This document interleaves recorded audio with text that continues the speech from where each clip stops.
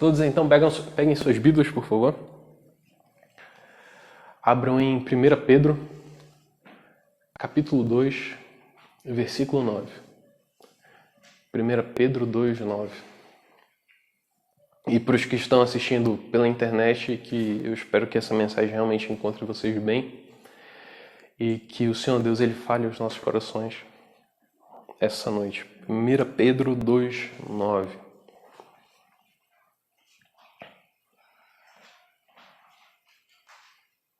Só esperar acharem aqui e a gente já continua.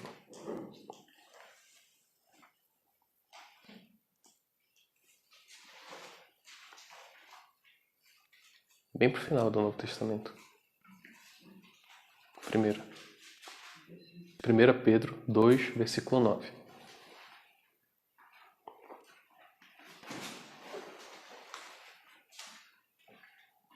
Pedro 2, 9.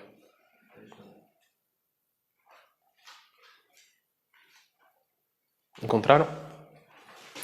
Então, bom, a gente vai ler e logo em seguida a gente vai orar e aí depois a gente vai começar com a exposição, se o Senhor Deus assim permitir. 1 Pedro 2,9 diz assim: Vós, porém, sois raça eleita, sacerdócio real, nação santa, povo de propriedade exclusiva de Deus, a fim de proclamardes as virtudes daquele que vos chamou das trevas para a sua maravilhosa luz. Senhor, nós te agradecemos, Pai, pela sua graça, Senhor, derramada sobre nós, Pai, sobre essa igreja, Pai, sobre esse povo que tu separaste para si, Senhor.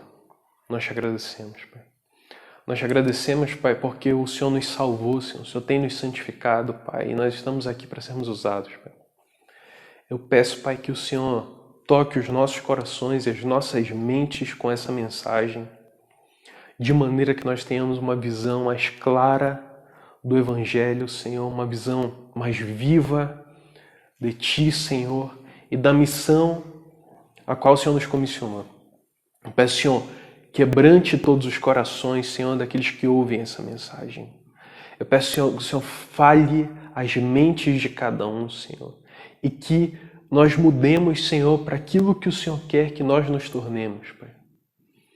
Peço que o Senhor faça avançar a obra nessa cidade, Senhor, nesse estado, Pai, no país que nós estamos, Senhor. Pai, que mais e mais pessoas sejam alcançadas, Pai, que tenham um despertar missionário em nosso meio, Senhor, um despertar evangelístico, Senhor. Venha sobre nós, Senhor. Usa-nos, Pai. Desperta-nos, Pai. Eu te peço, Pai. Derrama teu poder sobre nós, Senhor. Fala, Pai, principalmente comigo aqui, que eu preciso tanto. Mas fale com todos nós, Senhor, que eu não seja egoísta na minha oração, Senhor. E que eu não me desvie nem para a direita nem para a esquerda, mas eu fique firme na sã doutrina da sua palavra, Senhor, que é a interpretação correta de todas as coisas e aquilo que o Senhor quer falar conosco, e fale conosco, Senhor. Que tenha aqui o mínimo daquilo que eu acho para ter o máximo de Ti, Senhor, em todas as coisas que nós ouviremos e falaremos essa noite, Pai. Toque aqueles que estão em suas casas, Senhor, ouvindo esse sermão, Pai. Levanta-os, Pai. Faça arder dentro deles, Pai, um amor por almas, Senhor. E um amor por Ti, Senhor, principalmente. E assim, Senhor, nós teremos missionários. Eu te peço, Pai, em nome de Jesus, faça a Tua obra em nós. Fala conosco, em nome de Jesus. Amém, Senhor. Hoje a gente vai fugir um pouquinho de 1 Coríntios 15. A gente vai abrir essa sessão hoje para tratar um assunto que eu creio que seja de extrema urgência no nosso meio e de muita relevância ao longo de toda a história da igreja cristã, mas seja de extrema urgência para cá, para nós, para a cidade onde nós estamos, para a igreja que nós somos e aquilo que nós estamos nos tornando.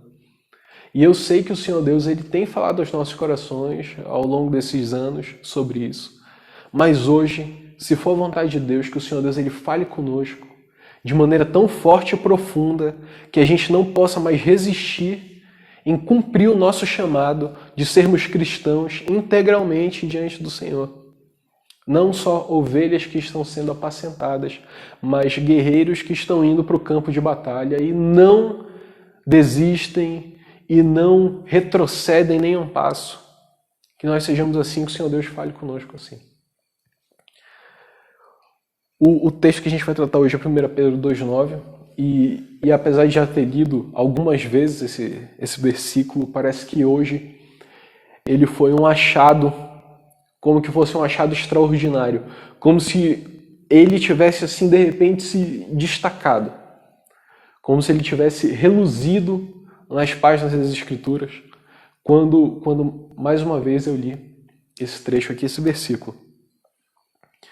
E ele vai falar exatamente daquilo que nós todos precisamos fazer, que é sobre a pregação do Evangelho. A pregação do Evangelho ela tem sido alvo de estudo, de debate, de questionamento, de conversa, de pregação. Tem sido alvo de muita coisa, a forma certa de pregar ou não pregar, por que pregar, quando pregar, para quem pregar. E ela tem sido o meio principal de nós espalharmos o Evangelho pelo mundo todo. Tem uma frase muito famosa no meio cristão que diz o seguinte: pregue o Evangelho e, se possível, fale. Ela é bonita de um certo aspecto, ela é muito bonita de um certo ponto de vista, porque significa que a gente tem que viver o Evangelho de tal forma que as nossas vidas sejam pregações para todos aqueles que nos veem viver e convivem conosco. A questão principal é que a pregação do Evangelho ela é principalmente falar o Evangelho. Então não é quando for possível fale, é que vai ser sempre necessário. Sabe? Quer seja oportuno, quer não, em tempo e fora de tempo, a gente vai ter que pregar o Evangelho. E a gente precisa ser despertado para isso, porque há uma urgência, principalmente nos tempos que nós estamos vivendo. Nós não vivemos, pelo menos até o momento, a nossa geração não viveu uma grande guerra. A nossa geração não viveu ameaças nucleares o tempo todo. Há quem possa discordar disso, mas a verdade é que nós não vivemos de fato, pelo menos não publicamente. Nós não vivemos guerras civis no nosso país, há outras pessoas nessa nossa geração e outros países que viveram guerras civis, estão vivendo guerras civis, mas nós não vivemos essas coisas. Mas nós estamos passando pelo desastre que será marcado na nossa geração, que é essa pandemia, a pandemia do coronavírus, a pandemia de Covid-19. E a gente está perdendo muita gente. E mesmo que a gente não conheça as pessoas que estão morrendo, e alguns de nós conhecem pessoas que morreram por causa de Covid-19, por mais que nós não estejamos vendo, isso não significa que as pessoas não estão morrendo. Assim como aqueles homens que no conforto das suas casas e as famílias que no conforto das suas casas não viram os soldados morrerem nas guerras, nem as mães que não perderam seus filhos nos frontes de batalha, isso não diminui o fato de que morreram pessoas. Morreram jovens, morreram homens, morreram mulheres, morreram crianças. E tem morrido. Na nossa desgraça atual, não temos perdido tantas crianças, mas nós temos perdido aqueles que são a base de ensino da nossa geração, que são as pessoas mais velhas. E por mais que não sejam a maioria deles cristãos, a verdade é que nós temos perdido essas pessoas. E muitas pessoas têm sofrido a dor da morte, bater à sua porta e bater, às vezes, na cabeceira de sua cama. Às vezes deitadas à noite, na alta madrugada, quando aquela dor vem, cortando seus corações, e as lágrimas nem podem ser contidas, porque essas pessoas perderam pessoas queridas. E quando se perde alguém tão amado, não se pode fazer nada, senão sofrer por aqueles que partiram. Não dá para fazer nada, nada.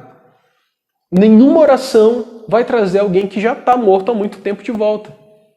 Eu creio sim que, de acordo com a vontade de Deus, a ressurreição é possível. Não são muitos os casos, são raros os casos, mas a gente sabe que não acontece assim de passar esses 3 anos e de repente a pessoa voltar. A gente crê também, como cristãos, que a ressurreição é um fato e ela ocorrerá no dia do Senhor. E todos ressuscitarão. Aqueles que são crentes, os cristãos, os que creem em Cristo, eles ressuscitarão e viverão eternamente. Mas aqueles que não creem ressuscitarão e então passarão pela segunda morte. E essa segunda morte, dessa não há mais nenhuma saída. Acabou-se, findou-se todas as oportunidades. Ali Também nós não cremos em reencarnação. Mas tem acontecido das pessoas terem perdido outras pessoas. E pela graça de Deus, o Senhor tem nos protegido aqui, tem protegido nossos familiares. E eu creio que isso é fruto de oração, fruto de cuidados e é fruto de oração também. Porque assim como um sentinela fica guardando a cidade, nós sabemos que é o Senhor quem guarda a cidade. Assim como os trabalhadores edificam a casa, mas o Senhor é quem edifica a casa. Nós sabemos que todas as coisas são possíveis através daquilo que o Senhor Deus permite. O Senhor Deus tem nos guardado, mas eu creio que a oração ela tem sido fundamental nisso. E a igreja precisa pregar o Evangelho. Nós temos essa função, que é uma das funções centrais da igreja, é pregar o Evangelho. Não é a função principal da igreja. A função principal da igreja é adorar ao Senhor e deleitar-se nele. Como já dizem a maioria das grandes confissões de fé na história da humanidade. A função do ser humano é adorar ao Senhor e se agradar dele. E essa é a nossa função. Mas faz parte também pregar o Evangelho. E nós temos que fazer isso. Nós temos que nos relacionar com ele. Esse é o fim principal da humanidade. Então nós vamos começar aqui. Ele volta aqui e ele diz assim, 1 Pedro 2,9. Vós, porém, sois raça eleita, sacerdócio real, nação santa, povo de propriedade exclusiva de Deus, a fim de proclamardes as virtudes daquele que vos chamou das trevas para a sua maravilhosa luz. Veja que ele fala o seguinte, a igreja ela foi separada para a pregação. E a gente tem fugido do nosso chamado. Ele começa falando assim, vós, porém, sois raça eleita, sacerdócio real, nação santa, povo de propriedade exclusiva de Deus. Cabe a gente fazer uma nota aqui que essas palavras que Pedro usa, elas derivam de outros 2 versículos do Antigo Testamento. E eu creio que esse comentário também tem na Bíblia de Genebra, desse mesmo texto aqui. E os versículos são Êxodo 19:6 e Deuteronômio 7:6. E ali ele usa, nesses 2 versículos, há palavras muito parecidas que ele usa. Isso indica claramente aquilo que certamente é. Assim como ele fala que o povo já era um povo santo, era povo de propriedade exclusiva de Deus, como eles eram nação santa, raça eleita, e ele também usa esses mesmos termos para a igreja, e não havendo 2 povos separados, indica uma continuação espiritual de Israel e da igreja. Isso é uma indicação do que Pedro fala aqui. E pode haver muitos debates sobre isso, mas é o que os termos eles indicam e é o que o apóstolo Pedro está usando aqui. Uma continuação entre Israel e a igreja de maneira espiritual, apesar das suas separações. São um só povo em Cristo, uma só noiva e só uma igreja em Cristo, apesar de haver essa separação entre as igrejas do Antigo e do Novo Testamento. E nós fazemos parte dessa igreja neotestamentária. Por raça também é bom a gente fazer essa outra nota aqui de raça eleita que ele usa, já que a gente também está online e esse vídeo vai ficar gravado. Quando ele fala que a gente é raça eleita, não significa que ele está tratando com um povo, uma etnia, separadamente, aqui nessa forma. Ele faz separação entre aqueles que são nascidos de Deus e aqueles que não são nascidos de Deus, e os nascidos de Deus como uma raça eleita para Cristo. Então, nesse sentido, não há qualquer forma de racismo, porque a raça eleita de Deus ela é de todos os povos, de todas as nações, de todos os lugares. Não tem diferenças étnicas. Não. Inclusive, inclui todos, indefinidamente todos os que creem. Homens, mulheres, crianças. Não tem diferença nenhuma. A única diferença que ele aponta aqui é entre os que creem em Cristo e os que não creem. Mas o que é interessante que a gente note nessa primeira parte é que ele fala aqui, olha, vós porém sois raça eleita. Ok, nós somos raça eleita. Nós cremos nas doutrinas da graça, então nós cremos, ok. Eleitos incondicionalmente. Nós cremos nisso e nós nos alegramos nisso. E agradecemos ao Senhor porque Ele nos mostrou como que é essa doutrina. Mas em seguida ele fala, sacerdócio real. Sacerdócio real indica uma função em Cristo. Nós somos sacerdotes da Igreja de Cristo, debaixo do nosso sumo sacerdote, que é Cristo Jesus. E ele cumpre essa tripla função, que é a função de rei, profeta e sacerdote. E ele virá como juiz, mas essa tripla função dele é o triplo ofício de Cristo. Ele é rei, é profeta e é sacerdote. Ele é o nosso sumo sacerdote. E ele operou na cruz o sacrifício final, que dá fim às necessidades rituais que no Antigo Testamento se necessitava, que apontavam para Cristo, porque de fato o sangue de animais não expia pecados, mas o sangue de Cristo sim, eternamente, em todos os tempos.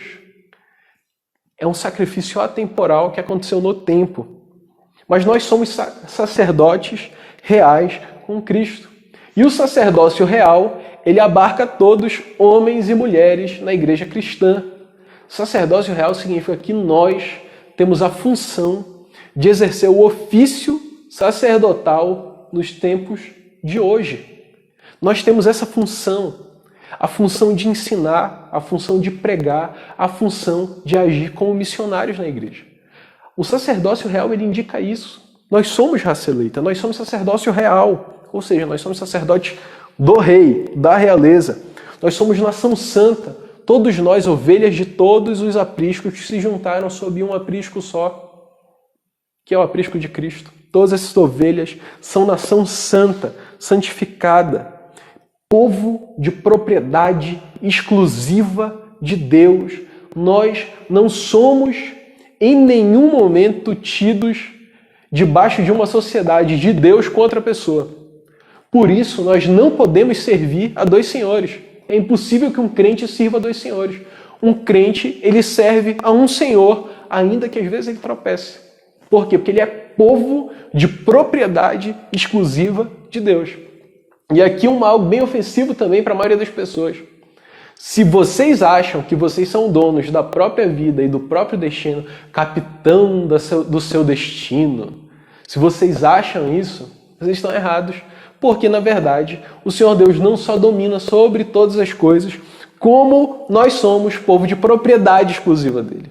Nós fomos comprados pelo sangue de Cristo. Nós somos de Cristo. E se ele nos comprou e ele pagou ao próprio Deus o preço da condenação que ele, Cristo, sofreu em nosso lugar, nós somos libertos para estarmos debaixo do nosso Senhor. Coisa que se ele não tivesse feito, nós não estaríamos debaixo dele. Ele nos elegeu, ele nos comprou, ele nos santificou e ele nos deu um ofício, o ofício do sacerdócio real. Somos todos vocacionados, sem qualquer exceção. Nenhum crente vivo hoje ou no passado e que viverá no futuro pode dizer que não foi vocacionado. Todo crente foi chamado a exercer o sacerdócio real em Cristo Jesus e debaixo de Cristo Jesus. Não tem como nós fugirmos disso. Na continuação, ele fala o seguinte: a fim de proclamardes as virtudes daquele que vos chamou das trevas para a sua maravilhosa luz. Nós todos somos sacerdócio real. Nós todos somos nação santa, povo de propriedade exclusiva de Deus, raça eleita. Somos isso. Ok, nós fomos vocacionados. Fomos vocacionados a quê? Para quê? Qual é a nossa missão no mundo? A primeira coisa, como a gente já sabe, é a gente tem que se deleitar no Senhor, se agradar no Senhor, descansar no Senhor. A vida cristã, ela é uma vida de eterna reflexão no Evangelho e nos atributos de Deus. Nós amanhecemos, e muitos de nós que têm o hábito de fazer sua devocional durante o dia, nós amanhecemos, nós vamos lá e nós nos colocamos diante do Senhor e vamos conhecer um pouco mais dele. Então nós oramos e nós falamos mais com o Senhor e meditamos sobre o Senhor. E ao longo do nosso dia nós desenvolvemos em diversas atividades, como os trabalhos ou estudos, e ao decorrer do dia nós lembramos do Senhor tantas e tantas vezes, e se o Senhor Deus nos permitir, lembraremos mais e mais, até que nós nos encontremos plenamente achados na sua presença, na sua agradável presença. E de uma certa forma nós sempre estamos diante do Senhor, que Ele nos vigia e nos olha e nos guarda. Mas nós fomos chamados a isso. Mas aqui o apóstolo Pedro, ele fala uma função central, que é o tema desse sermão. E a função é nós somos todas essas coisas a fim de proclamardes as virtudes daquele que vos chamou das trevas para a sua maravilhosa luz. Nós fomos chamados para proclamarmos as virtudes de Cristo. Não há um cristão que possa dizer que não foi chamado para a pregação do Evangelho. Há uma diferença entre aqueles que foram chamados para mestres, ou aqueles que foram chamados para pastores, outros que foram chamados para evangelistas, outros que foram chamados para tantas outras coisas, servir de tantas maneiras. Tem irmãos e irmãs nossos em Cristo que foram chamados com um asterisco especial para que eles sirvam na cozinha da igreja. E eles vão servir ali muito bem. E eles vão fazer muitas delícias para o povo de Deus. E quando a gente chegar lá e ter aquelas comunhões, a gente vai lembrar daqueles irmãos que fizeram grandes panelas de comida para a gente comer. Ou dos irmãos que vão lá e toda vez que a igreja marca um churrasco, os irmãos vão lá e assam a carne. Tem irmãos que amam fazer isso. Tem aqueles que foram chamados especialmente para tocar instrumentos, cantar músicas. Outros foram chamados para, cuidar de crianças. Mas nenhum pode dizer que não foi chamado a pregar o Evangelho. Por isso que quando Paulo fala que se prega o Evangelho, eu não tenho do que me gloriar, porque pesa sobre mim essa obrigação. Quando a gente olha ali, a gente acha que ele está falando somente daqueles que foram chamados para episcopado, que é ser chamados para pastorear ou para o apostolado ou para o ensino. Mas não, pesa sobre toda a igreja a obrigação de pregar o Evangelho. E nós temos essa obrigação. Nós, mais do que aqueles que não estudaram essa passagem, não tiveram ainda esse conhecimento aqui, nós temos muito mais. Nós fomos chamados a proclamarmos as virtudes daquele que vos chamou das trevas para a sua maravilhosa luz. A pregação é sobre Cristo. As virtudes daquele que nos chamou. Aquele que nos chamou é Cristo. A pregação, por isso nós dizemos, ela é cristocêntrica. Cristo é o centro de todas as coisas que nós aprendemos e ensinamos. Ele é o centro da nossa meditação diária. E nós fomos chamados para isso. Aqui está um mandamento implícito, nós fomos chamados para isso. E não tem como fugir desse chamado. Aqui, pela graça de Deus, e eu fico muito feliz com isso, eu tenho sido o responsável por trazer as mensagens aos fins de semana. E a gente toma as decisões em conjunto. Glória a Deus por isso. Nós não somos uma igreja centralizadora, mas todos nós temos o compromisso de pregarmos o Evangelho onde nós estivermos. Ninguém pode passar ileso. Ninguém pode passar ileso. Obviamente que a gente não tem que se tornar aquele cristão chato, que como se não tivesse mais nada ocorrendo no mundo. Ele só sabe falar de Bíblia e de Evangelho. Quando, na verdade, às vezes falar sobre uma partida de futebol talvez seja uma bênção. Sabe? Para quem ganhou, às vezes, né? Para quem perdeu, às vezes é ruim, né? Mas falar sobre um filme, falar sobre uma música, falar sobre tantas coisas, uma viagem, essas coisas são bênção de Deus. E todas essas coisas apontam para Cristo. Quando nós já conhecemos que Cristo ele é o mantenedor de todas as coisas. Ele que sustenta a vida, o universo. O nosso Deus, ele tem o universo na palma de suas mãos. Ele pode medir a água, as águas na concha de suas mãos. E ainda assim, elas são muito pequenas. Nós olhamos todas as coisas com o olhar do cristianismo. Alguém disse alguma vez, eu acho que foi C.S. Lewis, que ele fala que o cristianismo não é como uma paisagem para a qual nós olhamos e contemplamos simplesmente.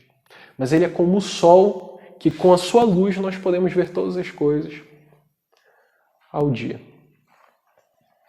O cristianismo, ele permeia toda a nossa vida. E as virtudes de Cristo são reveladas em toda a natureza, em cada aspecto da nossa existência.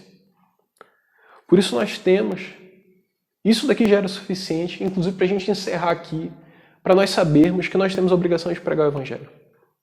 Nós temos a obrigação.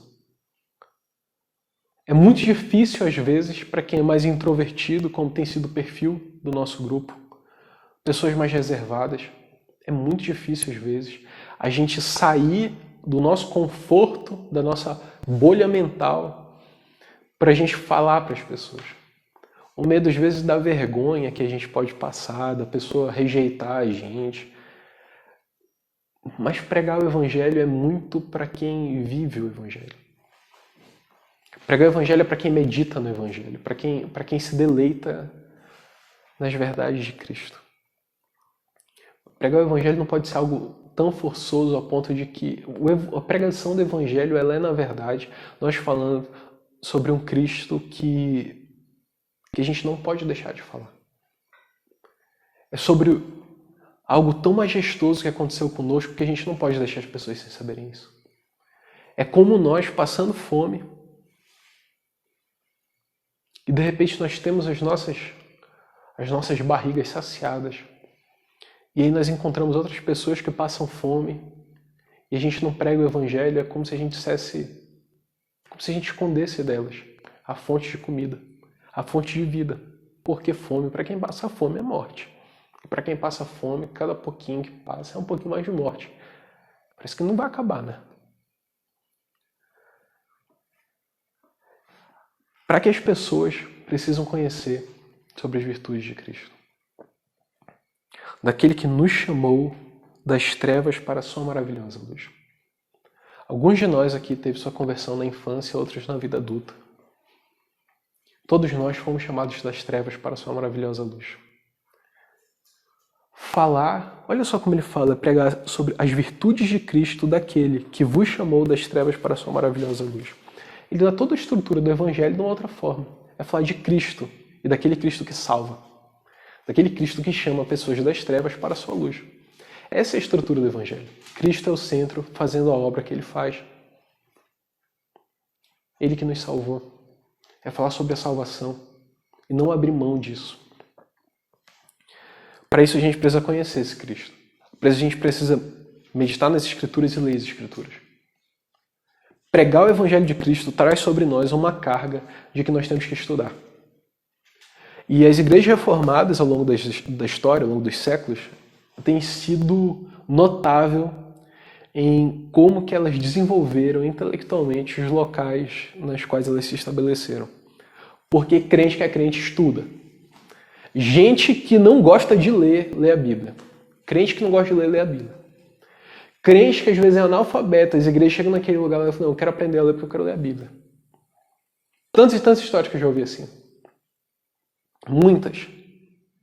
Nós temos sido educadores do mundo em muitos aspectos. Por quê? Porque nós estudamos diariamente para conhecer mais de Cristo e conhecer mais daquilo que são as suas virtudes. E saber mais sobre o Evangelho. O Evangelho ele é tão grande, tão extenso, que nós nos deleitamos nele, conhecemos mais dele e ainda há mais o que conhecer. E ele é tão simples que em poucas palavras nós podemos anunciar o Evangelho. Como em 1 Coríntios 15. Porque eu vos entreguei antes o que recebi. Porque o que eu vos entreguei foi o que eu recebi. Que Cristo morreu pelos nossos pecados segundo as Escrituras. Que Ele foi sepultado segundo as Escrituras. Que Ele ressuscitou ao terceiro dia segundo as Escrituras. Isso é Evangelho. Em poucas palavras. Mas o Evangelho ele é tão extenso que nós podemos falar sobre ele como nós estamos falando aqui. De tão rico que é o nosso Cristo. Porque o Evangelho é sobre ele. E nós estamos falando aqui das virtudes de Cristo. O Senhor Deus, Ele nos comissionou a pregar o Evangelho. E nós não estamos isentos de fazer isso por qualquer desculpa que seja, que na maioria das vezes é só egoísmo ou preguiça. Egoísmo quando a gente tem tanto zelo por nós mesmos que nós não temos zelo por Cristo ou pelas outras pessoas. Eu creio que esses argumentos eles são suficientes para que nós sejamos despertados. Mas eu sei que também há alguns outros breves argumentos, são breves, que nós vamos ver juntos aqui também, sobre isso. E eu peço que vocês acompanhem bem rapidamente, que nós vamos ver também os versículos. Um terceiro ponto que nós podemos falar é o ide. Nós temos outros versículos que também falam sobre ir pregar o Evangelho. Marcos 16,15 diz assim, ide por todo mundo e pregai o Evangelho a toda criatura. O Senhor Jesus, Ele entregou esse mandamento aos apóstolos para a igreja. Os apóstolos faleceram. A maioria deles martirizados. E esse mandamento, essa comissão continua para a igreja. Porque o mundo todo ainda carece de ser evangelizado. Muito do mundo carece de ser evangelizado. E nós temos que cumprir a grande comissão. Um quarto ponto seria que quem crer será salvo. Quem crer e for batizado será salvo. Quem não crer será condenado. Marcos 16:16. Se você não pregar o evangelho para as pessoas que você conhece e que não conhecem a Cristo, essas pessoas morrerão na incredulidade. E não há relativismo quando se trata de evangelho. Não há. Pode ser que uma pessoa ache um quadro bonito e outra pessoa não ache. A beleza desse quadro pode ser relativa para o espectador. Mas quanto ao evangelho, não há qualquer chance disso. Há uma verdade absoluta. Quem crê e for batizado será salvo. Quem não crê será condenado. Nós temos que pregar a fim de que as pessoas escapem da condenação. Também, né? Um quinto ponto, Romanos 10:14. Como, porém, invocarão aquele em quem não creram? E como crerão naquele de quem nada ouviram? E como ouvirão se não há quem pregue? Como ouvirão se não há quem pregue? As pessoas ao nosso redor, como elas se converterão se não há quem pregue? Nós temos a obrigação de pregarmos o Evangelho. As doutrinas da graça, elas são graça de ponta a ponta. Por quê? Porque o Senhor Deus autossuficiente, assim como Ele não precisa de nós para fazer a sua obra, e como Ele não precisa de nós para ser suficiente, para ser adorado, para fazer qualquer coisa, ainda assim Ele nos tornou necessários. Porque Ele nos comissionou a pregação da palavra, pela qual as pessoas são salvas. Como crerão naquele de quem nada ouviram? Como crerão em Cristo se dele nada ouviram? E como ouvirão se não há quem pregue? Olha como ele encadeia aqui a necessidade do cristão pregar o Evangelho. O Senhor Deus nos faz necessários para Ele. Olha o tanto que Ele nos valoriza. Ele não só nos salvou, não só Cristo morreu por nós, como Ele nos inclui na função de que as pessoas sejam salvas. Está nas nossas mãos fazermos isso. E você crendo em livre-arbítrio ou não, livre agência ou não, a verdade é que em responsabilidade todo mundo aqui tem que crer.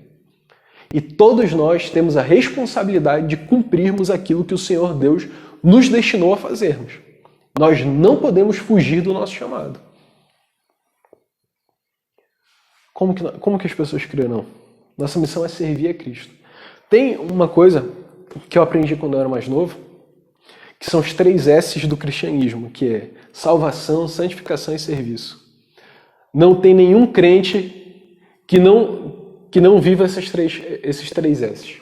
Todo crente foi salvo, todo crente está sendo santificado e todo crente serve. E crente que não serve, não serve. Não tem um crente que diga que não é útil para o Evangelho. E um crente que não quer ser útil para o reino, duvido muito que seja crente. Duvido muito que conheça Cristo. Porque em nós há aquela necessidade de pregar. E eu sei que, inclusive, em todos nós aqui, a gente sente esse ímpeto de pregar o Evangelho. Mas por causa do pecado dentro de nós, a gente negocia com a gente. A gente fala, será que eu prego? Será que não? Parece que fica pesando na nossa mente, pesa no nosso coração. E quando a gente vê, a gente perdeu a oportunidade. Por isso a gente tem que estar sempre preparado. A gente tem que saber manejar a palavra da verdade. Em Lucas 10:2 fala o seguinte: a seara é grande, porém são poucos os trabalhadores. Tem muita gente pronta para receber o Evangelho e a gente não está pregando e a gente está deixando lá e está deixando esses frutos serem colhidos. Nós somos esses poucos trabalhadores. Nós temos que fazer a nossa função com o maior esforço possível.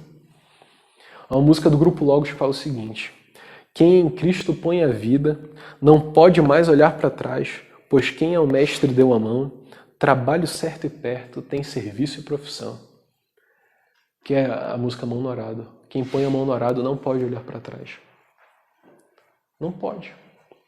E quem é que põe a mão no arado? Todo mundo que é crente. Quem ao Mestre deu a mão, trabalho certo e perto, tem serviço e profissão.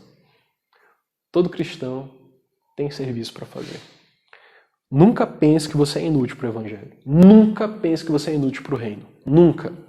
E todo cristão, ele anseia pregar pelo Evangelho, ainda que ele lute contra essa vocação que ele tem. Ezequiel 33 fala do atalaia. E eu já citei essa parábola aqui várias vezes. Nós somos como aquele atalaia. Se nós avisarmos para as pessoas na cidade que o inimigo está vindo e eles não quiserem se salvar, o problema é deles. Mas se o inimigo estiver vindo, as pessoas estiverem na cidade e eu não avisar para eles, a culpa é minha e o sangue vai ser cobrado nas minhas mãos. Esse sangue vai estar nas minhas mãos, nas nossas mãos. Nós temos que avisar as pessoas do juízo divino que virá. E pregar o Evangelho não é eliminar o inferno na nossa pregação, mas também ela não é infernocentrada, né? Infernocêntrica. Não, ela é centrada em Cristo e nas virtudes de Cristo. Por fim, os 3 últimos pontos e os 3 últimos argumentos do porquê devemos pregar o Evangelho. Mateus 22, 37. Amarás o Senhor teu Deus de toda a tua alma, de todo o teu coração e de todo o teu entendimento. Pregar o Evangelho é para quem ama a Deus. É para quem se deleita no Senhor e quem se esforça no Senhor. E em seguida, Mateus 22, 39 diz: amarás o teu próximo como a ti mesmo. Pregar o Evangelho é para quem ama o próximo. Se você não ama o próximo a quem você vê, você não ama a Deus a quem você não vê. Isso está em 1 João. Por isso nós pregamos o Evangelho. A obra carece de obras. A salvação é pela graça, mas a obra carece de obras. Nós temos que trabalhar na obra do Senhor. E por fim, até quando? Até que Ele venha. Mateus 24,14 diz o seguinte: e será pregado este Evangelho do reino por todo o mundo, para testemunho de todas as nações. Então virá o fim. 2 Pedro 3,12 diz que nós temos que adiantar e apressar a vinda de Cristo. Nós temos que pregar o Evangelho para todas as pessoas que nós pudermos pregar, em todos os lugares que nós pudermos pregar. É a nossa função. Se nós não pregarmos e se nós não formos missionários, nós não somos igreja. Nós somos um clube de cristãos que se reúnem para estudar. É isso. Igreja é missionária. Igreja que não é missionária não é igreja. E cristão que não é missionário é impostor. Nós fomos separados para isso. Hoje, eu creio que fica bem claro que todos nós fomos vocacionados a servirmos a Cristo na pregação do Evangelho e no serviço ao reino. Há muitas outras funções que nós podemos fazer no reino, mas há uma que nós não podemos deixar, que é pregar o Evangelho. É a nossa obrigação. As pessoas estão morrendo, as pessoas estão em risco de morrer, e com pandemia ou sem pandemia as pessoas morrem. Agora morre mais gente, então aumenta ainda mais a nossa urgência por isso. Mas nós temos que pregar, porque é necessário que as pessoas conheçam a Cristo e as virtudes de Cristo, e porque é o nosso comissionamento. Cristo mandou, nós obedeceremos. E não tem nada que nós possamos dizer que tire de nós essa responsabilidade. Nada. Se você que está vendo essa mensagem, se por algum motivo esse Cristo que é tão grandioso, que morreu numa cruz pelos nossos pecados, foi sepultado e ressuscitou ao 3º dia, se essa mensagem tocou o seu coração, e essa mensagem tocou o coração das pessoas que são crentes e ouviram agora isso, apenas comece a fazer aquilo que o Senhor ordenou. Com toda a dificuldade do mundo. Ainda que você gagueje, faça. E se você foi tocado por essa mensagem, mande uma mensagem para a gente, fale com um de nós. Nós estamos à disposição aqui para ouvirmos e pregarmos o Evangelho. Amém? Peço que vocês fechem seus olhos, baixem suas cabeças, para nós orarmos. Senhor Jesus, graças te damos, Senhor, pela pregação.